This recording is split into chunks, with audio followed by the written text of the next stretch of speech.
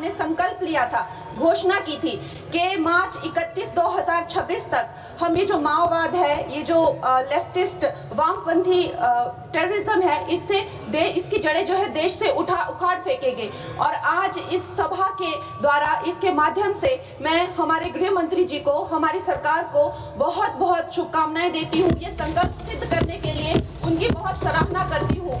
अध्यक्ष महोदय, 1967 में ये छोटी सी चिंगारी माओवाद की उठी थी। उस वक्त अगर कांग्रेस सरकार चाहती तो इसको उसी वक्त दबा सकती थी, लेकिन उन्होंने क्या किया, उल्टा उन्होंने आदिवासी लोगों को जो है वो सौतेला ट्रीटमेंट दिया। उनके बीच में जो एक वैचारिक दूरियां थी उनको कभी भी उन्होंने खत्म नहीं किया। और जब ये माओवाद की समस्या हम उनके सामने आई तो जैसे मेरे भाई संबित पात्रा ने पूरे देश के सामने आज बताया कि सोनिया जी और राहुल गांधी जी की वामपंथी सरकार प्लस उनके वामपंथी सलाहकार प्लस उनके जो वामपंथी मित्र और ये वामपंथी टेररिस्ट और इनको जो भी जितने भी फंडिंग होती थी, जो भी इनके हथियार होते थे, गोला बारूद होते थे, वो उन लोगों से आते थे जिनके साथ ये कांग्रेस की सरकार उठती बैठती थी। तो हम लोग क्या अपेक्षा कर सकते हैं? क्या कोई समझौता इनके बीच और वामपंथी उग्रवादियों के बीच हो सकता था? नहीं हो सकता था। और उसका क्या परिणाम हुआ कि ये जो वामपंथी उग्रवादी हैं, ये बिल्कुल आउट ऑफ कंट्रोल हो गए। इन्होंने खून की नदियां बहा दी, इन्होंने 16,000 से ज्यादा अटैक किए, इन्होंने 2,000 से ज्यादा सुरक्षा कर्मियों को मार डाला, इन्होंने छोटे छोटे बच्चों की जो है वो जिंदगियां ले ली, वहां पे नरक बना दिया। इन्होंने तीन पीढ़ियां ये जो है नक्सलवाद की जो आग में है, जो इन्होंने झोंक दी।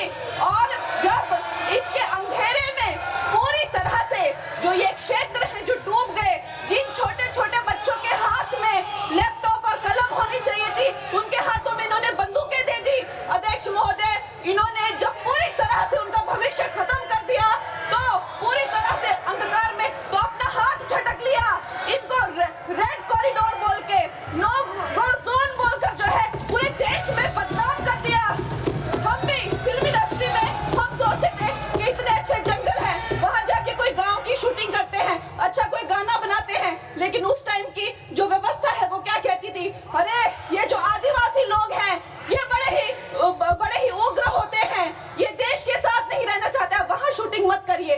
खुद की असफलता छुपाने के लिए इन्होंने पूरे देश से जो है आदिवासी समाज को इन्होंने आइसोलेट कर दिया। लेकिन हमारे प्रधानमंत्री श्री नरेंद्र मोदी जी कहते हैं कि रात चाहे कितनी भी लंबी हो, वो रात ही है, सवेरा होना निश्चित है।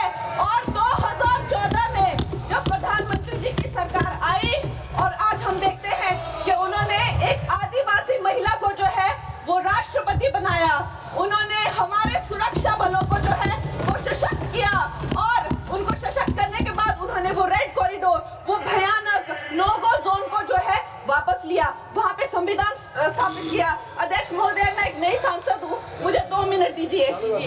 और प्रधानमंत्री जी ने क्या विकास किया वहां पर, चाहे वो घर बनवाए हो, चाहे वो नल लगवाए हो, चाहे वो 70 लाख महिलाओं को 1,000 की मदद की हो, 21 किस्तों में 13,000 करोड़ दिए हो, या वहां पर जो है जितने भी काम किए हो वो मैं अगर शुरू कर दूं तो आज दिन से रात और रात से फिर दिन हो जाए, तो उसमें मैं नहीं जाऊंगी। लेकिन मैं ये जरूर कहूंगी कि जो वहां पे डिजिटल पेमेंट्स हुई हैं उनका मैं बहुत ही ज्यादा सराहना करती हूँ। उससे जो नक्सलियों का जो वित्तीय नेटवर्क है वो टूटा है, जो वो वसूली का काम करते हैं वो टूटा है, जिससे वो खोखले हुए हैं। उसके साथ में सबसे सराहनीय काम जो किया है वो मैं कहूंगी विकास और विश्वास के साथ जो हमारी सरकार ने इसको जोड़ा है। उसके उपरांत जो है उन्होंने जो समर्पण की नीति अपनाई है, 8,000 से ज्यादा युवा जो हैं वो समर्पण कर मुख्य धारा से जुड़े हैं, उनको 5 लाख की राशि और उनको रोजगार दिया जा रहा है।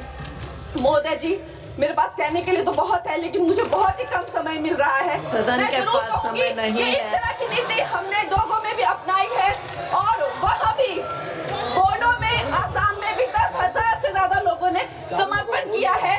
और मैं अंत में अध्यक्ष महोदय जी, मैं यही कहना चाहूंगी कि गृह मंत्री जी ने और प्रधानमंत्री जी ने पूरे देश में यह संदेश दिया है कि ये देश बंदूक की नोक से नहीं चलेगा, ये देश संविधान से